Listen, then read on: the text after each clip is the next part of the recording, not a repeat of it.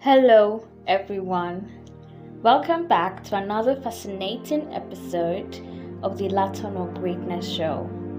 On the previous episode, I said that I will be speaking on ways to deal with a fake friend. But recently, I figured out that last week, on the 14th November, was Sexual Purity Day. So I made up my mind to speak to you about sexual purity. And in this episode, you will get to learn a lot. You will get to know that sexual purity is not only about the bed getting undefiled. So therefore, we have a special guest on the show today. Our name is Agebi Esther Ifeoluwa, popularly known as Jahel. She is a sexual purity advocate, a lover of purpose, and she is passionate towards teenage girls. She is a content creator, convener of the Next Woman, an online conference aimed at raising ladies to discover purpose and walk in it early in life. She is a convener of Preserved, a sexual purity conference for young minds to freely ask questions and help them overcome the fears of criticism. All right, Jael, the floor is all yours. Good day. I'll be sharing my take on sexual purity.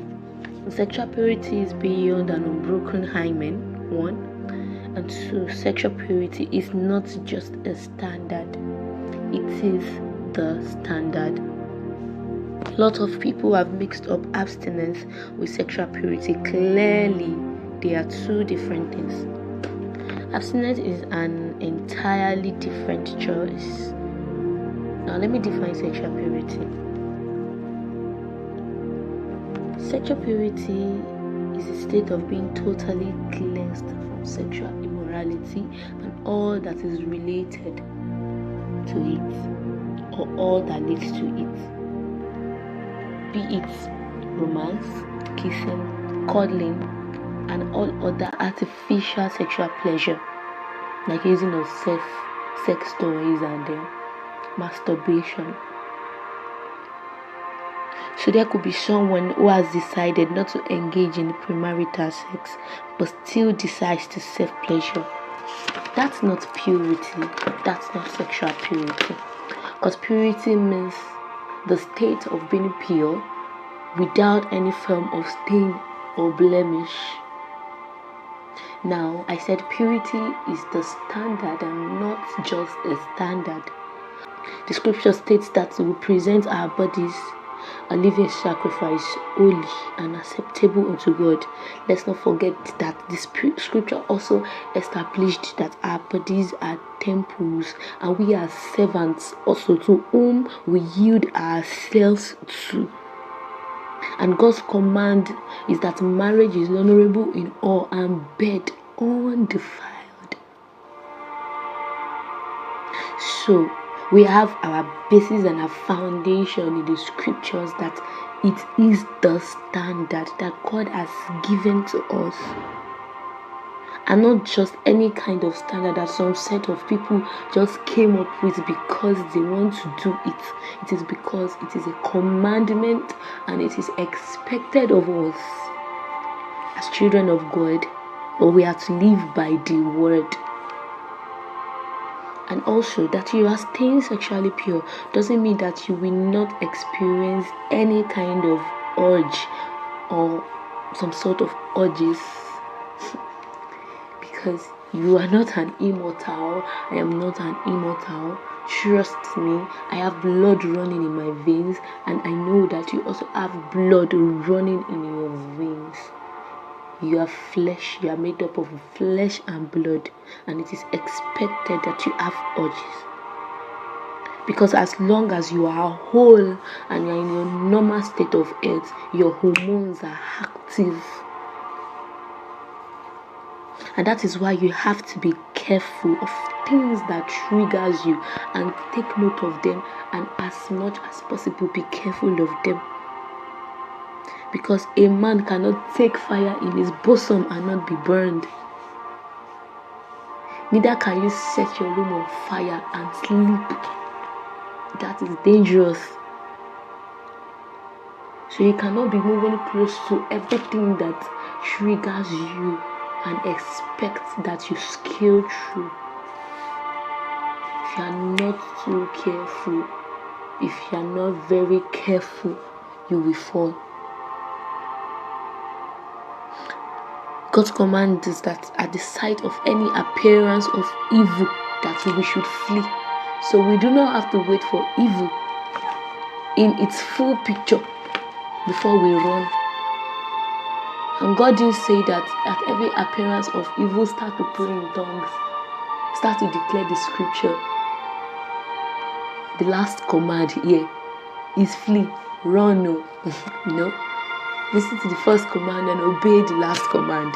I'm saying that the last command is run, no. Flee. At every appearance of evil. And lastly, we need to be careful of mind feeders. The things that I call mind feeders are the things that we listen to, the things you say, and the things that you think about. These are great factors that will influence your take and your stand in the journey of staying sexually pure. Because you cannot watch pornography and wonder why you have so strong urges. The music that we listen to these days, our entertainment world has been so littered with immoral contents.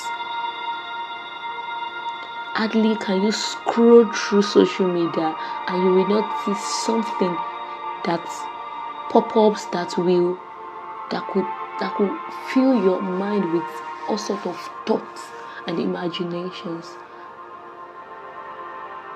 But God has given us a spirit of self-control that can help you to fight the urge of clicking on these pop-ups that can take you into world that you do not imagine you could find yourself, which will in turn affect what stays in your heart. So you try every of your possible best to filter what stays in your heart, because out of your heart comes out the issues of life.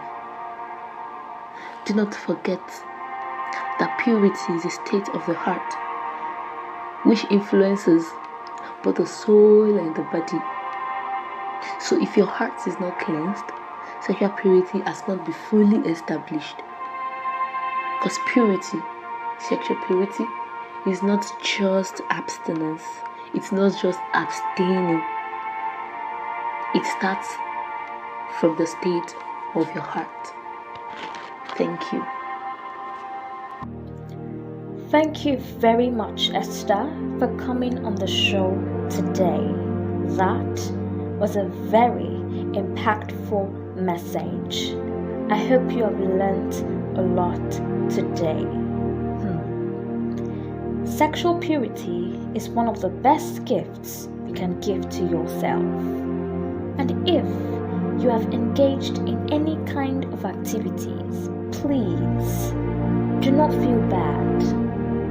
Make sure you make up your mind to stop and move closer to God. You might not get answers immediately, but trust me, if you are intentional about change, it will definitely come. Thank you so much for coming back to listen to me, and thank you for sticking with me. I love you. Bye.